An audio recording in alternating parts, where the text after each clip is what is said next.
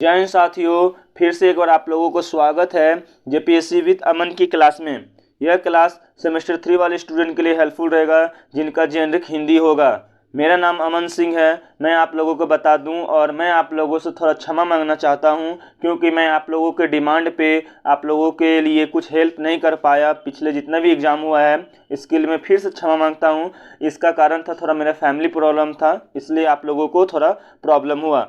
आज से मैं बता दूं, आज से रेगुलर क्लासेस लिया जाएगा और जितने भी स्टूडेंट का 20 तारीख को सोशोलॉजी है और 23 तारीख को हिंदी के एग्ज़ाम है, सभी का आप लोगों को क्लास लेकर दे दिया जाएगा और पीडीएफ के साथ आप लोग टेलीग्राम में जुड़ सकते हैं। ठीक है, चलिए आज के टाइम वेस्ट नहीं करते हुए आज की क्लास को स्टार्ट करते हैं। आज की इम्पोर्टेंट क्वेश्चन है साथियों कि हिंदी नाटकों के विकास में भरत तेंदु के योगदान पर विचार कीजिए। जो भरत तेंदु जो कवि थे उनके विचार पर क्या करना है, आप लोगों को बताना है इसका योगदान क्या रहा था हिंदी नाटकों के विकास में। ठीक है, तो इससे पहले आप लोग क्या कीजिएगा कि भरत तेंदु यानी भरत तेंदु हरिश्चंद्र जो थे इनके जीवन परिचय को क्या कर दीजिएगा, वर्णन कर दीजिएगा।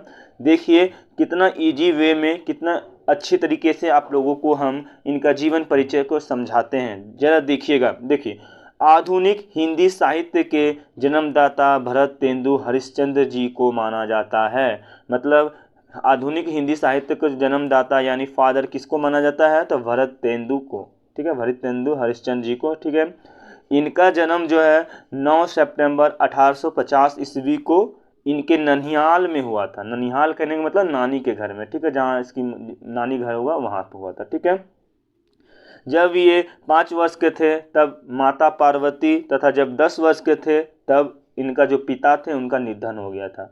मतलब कहने का मतलब साफ साफ है कि 5 वर्ष के जब थे तो इनका माता का भी देहांत हो गया था और जब ये 10 वर्ष के हो गए तो इनका पिताजी का भी क्या हो गया था, निधन हो गया था। तो इनका जो पालन पोषण है वो कौन करते हैं, वो काली कदमा दाई तथा तिलकधारी नौकर पर रहा।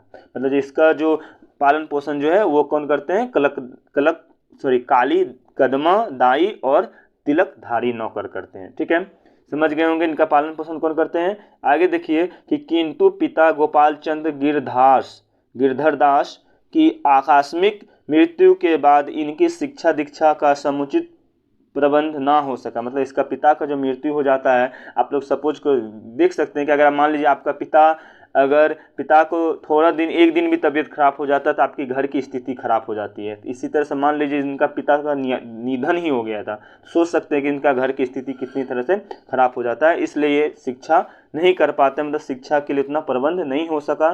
फिर भी इन्होंने कविनाश, ठीक है, कविनाश कॉलेज में प्रवेश किया। फिर भी ये कविनाश कॉलेज में प्रवेश करते हैं, लेकिन परंतु ये तीव्र यानी बहुत तेज दिमाग के बुद्धि के व्यक्ति थे, इसलिए उन्होंने कॉलेज छोड़ दिया। और इन्होंने छोड़ने के बाद स्वयं से, मतलब खुद से, होता है ना, खुद से तैयारी किसका किया, हिंदी, संस्कृत, अंग्रेजी के अतिरिक्त बहुत से भारतीय भाषाओं का ज्ञान प्राप्त कर लेते हैं। तो बहुत से भारतीय भाषाओं का ज्ञान ये खुद से क्या कर लेते हैं, प्राप्त कर लेते हैं। लेकिन इसका टर्निंग पॉइंट कब आता है, जब इनका 13 वर्ष की आयु में भी इनका विवाह जो हो जाता है किससे, मन्ना देवी से। ठीक है, 13 वर्ष की विवाह, जब 13 वर्ष की उम्र में जब विवाह हो जाता है इनका मन्ना देवी से। लेकिन इनका एक बुरी आदत था, क्या था कि भरत तेंदु जी को जो ऋण कर्ज लेने का बहुत आदत पड़ गया था। ठीक है, जब आदत पड़ जाता है तो ये सांसारिक चिंता तथा, ठीक है, सांसारिक चिंता तथा, थोड़ा मिस्टेक था, तथा उपरोग से ग्रस्त 16 जनवरी, कब, 16 जनवरी 1885 ईस्वी को यानी 34 वर्ष 4 महीना की अवस्था में क्या होता है, मृत्यु प्राप्त कर लेते हैं, यानी मृत्यु हो जाती है इनका भी। मतलब बहुत कम उम्र में इनका भी क्या होता है, निधन हो जाता है। क्यों, शारीरिक चिंता और उपरोग ग्रस्त, मतलब उपरोग हो गया था, कुछ हो गया होगा, इस कारण क्या होता है, इनका मृत्यु हो जाते हैं। तो इस तरह से इनका परिचय दीजिए, थोड़ा अच्छा लगेगा आंसर में।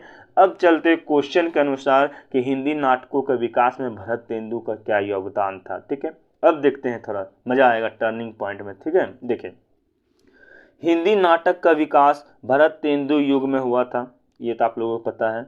और हिंदी नाटकों की परंपरा की शुरुआत भरत तेंदु युग में ही हुआ था। ठीक है, परंपरा भी भरत तेंदु युग में ही होता है। लेकिन जयशंकर प्रसाद हिंदी नाटक में मील का पत्थर है। मतलब जयशंकर का भी जो हिंदी नाटक में मील का पत्थर नाम का कोई नाटक होगा, उन्हीं के नाम पर ही हिंदी नाटकों का वर्गीकरण किया जा सकता है। ठीक है, इनके हिंदी नाटकों के क्या कर देता है, वर्गीकरण कर देते हैं। तो हिंदी नाटकों को विकास को 4 भागों में बांट सकते हैं। कितने भागों में, 4। तो पहला क्या है, तो भरत तेंदु युग, दूसरा क्या है, तो प्रसाद युग, तीसरा क्या है, प्रसाद तोर युग, और चौथा क्या है, आधुनिक युग। ठीक है, ये सब भी आप लोग एग्जाम में लिखिएगा 100%। ठीक है, और क्या आगे देखिए, लेकिन हम लोगों को इस प्रश्न के अनुसार भरत तेंदु के योगदान को ही बताना है।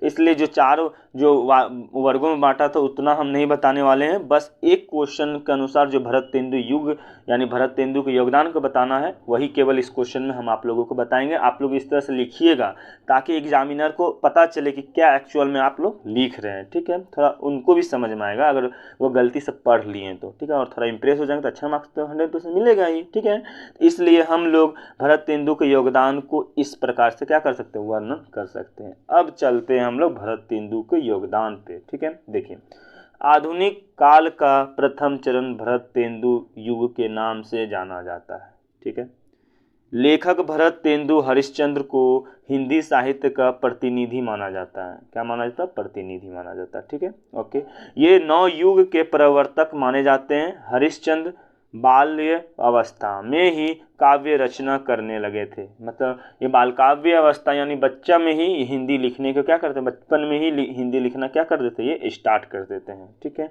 और अल्पायु में कवित्व प्रतिभा और सर्वतोमुखी रचना क्षमता का ऐसा परिचय दिया था। मतलब अपना बचपन में ही इस तरह से अपना परिचय दे देते हैं कि उस समय के पत्रकार जो पत्रकार होंगे तथा साहित्यकारों ने 1880 ईस्वी में इन्हें भरत तेंदु के उपाधि से क्या किया, सम्मानित कर देते हैं। तो भरत तेंदु की उपाधि इनको प्राप्त हो जाता क्योंकि इनके अंदर बहुत ज़्यादा क्या था, टैलेंट भरा हुआ था। ठीक है, लेकिन इनका जन्म 1850 ईस्वी में हुआ था, ये तो आपको पता है। और अपने पिता गोपाल चंद्र गिरिधरदास से भक्ति और काव्य रचना का संस्कार प्राप्त हुआ। मतलब इनका पिता भी क्या थे, कवि थे, उन्हीं से इनको क्या प्राप्त संस्कार का क्या होता, प्राप्त होता है। इन्होंने बहुत पहले ही समझ लिया था कि मातृभाषा की उन्नति से ही देश का क्या हो सकता है, उन्नति संभव है। ये जो थे भरत तेंदु, ये पहले से ही समझ लिए थे कि जब तक मातृभाषा का विकास नहीं होगा तब तक देश का विकास नहीं होगा। तो वे हिंदी नाटक के जनक माने जाते हैं, ये तो आपको पता है। इन्होंने मौलिक नाटक भी लिखे हैं और दूसरी भाषा के नाटकों को हिंदी में भी अनुवाद किया है। तो ये बहुत सारे भाषा को हिंदी में अनुवाद करते हैं। तो ये सब योगदान है उनका कि बहुत सारे भाषाओं के योगदान हिंदी में योगदान मतलब अनुवाद करते हैं, बहुत सारे ये नाटक लिखते हैं। आगे तो बताएंगे, तो ये धीरे धीरे आप लोगों को समझ में आ रहा होगा क्या हम बोलना चाह रहे हैं। ठीक है, देखिए आगे, भरत तेंदु हरिश्चंद्र ने हिंदी गद्य को वह स्वरूप प्रदान किया जो हिंदी भाषी जनता की मनोभावनाओं को के अनुकूल था। मतलब हिंदी भाषा जो जानते थे उनके ही मनोभावनाओं के अनुसार या अनुकूल था।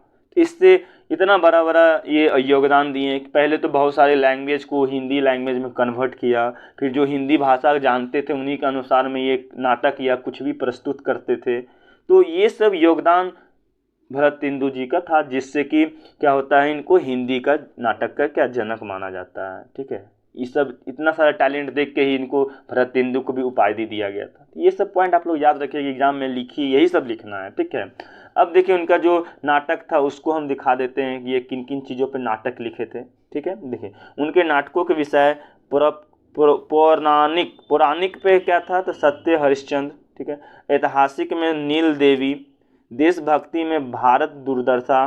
ठीक है, धार्मिक अंधविश्वासों एवं शासन व्यवस्था पर ये वैदिकी हिंसा न भवती तथा अंधेर नगरी।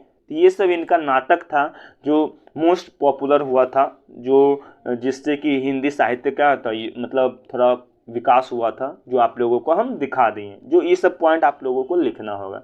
तो इनके मौलिक नाटक 11 हैं और अनुदानित नाटक 7 है। ये भी लिख सकते हैं कि इनका जो मौलिक नाटक कितना था, 11 था, और अनुदित नाटक कितने थे, तो 7 थे। ठीक है, लास्ट में लिखिएगा कि इसी प्रकार से भरत तेंदु के हिंदी नाटकों के विकास के योगदान को हम लोग क्या कर सकते हैं, वर्णन कर सकते हैं। यहाँ तक तो आप लोगों को समझ में आ गया, ठीक है। इतना ही क्वेश्चन में था। लास्ट में आप लोग देखिए क्या कर सकते हैं, लिख सकते हैं। लास्ट में आप लोग क्या कर सकते हैं, निष्कर्ष लिख सकते हैं, तो थोड़ा अच्छा लगेगा। देखिए क्या लिखिएगा कि इस प्रकार से कह सकते हैं कि नाटक समाज व रंगमंच को दर्शाने का कार्य करते हैं। मतलब समाज को या रंगमंच को दर्शाने का क्या करते हैं, कार्य करते हैं।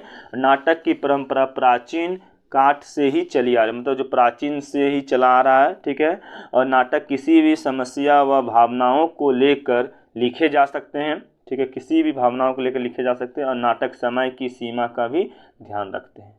तो इस तरह से निष्कर्ष भी लिखिए, थोड़ा अच्छा लगेगा। अगर आप लोगों का अच्छा से ये क्वेश्चन समझ में आया है तो प्लीज़ आप लोग कमेंट कीजिए, ताकि हमको भी अच्छा लगे और मोटिवेट हुए और वीडियो बनाएं। हाँ, थोड़ा सा और इन्फॉर्मेशन थोड़ा सा बता दें, आप लोगों को बता दें, स्वेर बता रहे 23 तारीख को एग्जाम है हिंदी का, तो उससे पहले आप लोगों को पूरा कंप्लीट करके दे देंगे। इसलिए जितने भी फ्रेंड हैं आप लोगों को बताइए कि इस चैनल पे हिंदी का तैयारी हो रहा है, हिंदी जेनरिक का। और सोशोलॉजी जो जिनका भी होगा उनसे थोड़ा माफ़ी मांगना चाहेंगे, बिकॉज क्योंकि उन लोगों को 20 तारीख के एग्ज़ाम है। तो मैं आप लोगों को बता दूँ, आज 18 तारीख है, तो आज से लेकर कल सुबह तक, स्वेर बता रहा हूँ, सुबह तक आप लोगों को कंप्लीट वीडियो नहीं दिया तो फिर मेरे चैनल को अनसब्सक्राइब करके चले जाइएगा, ठीक है। फिर मिलेंगे नेक्स्ट क्लास में, तब तक के लिए बाय बाय।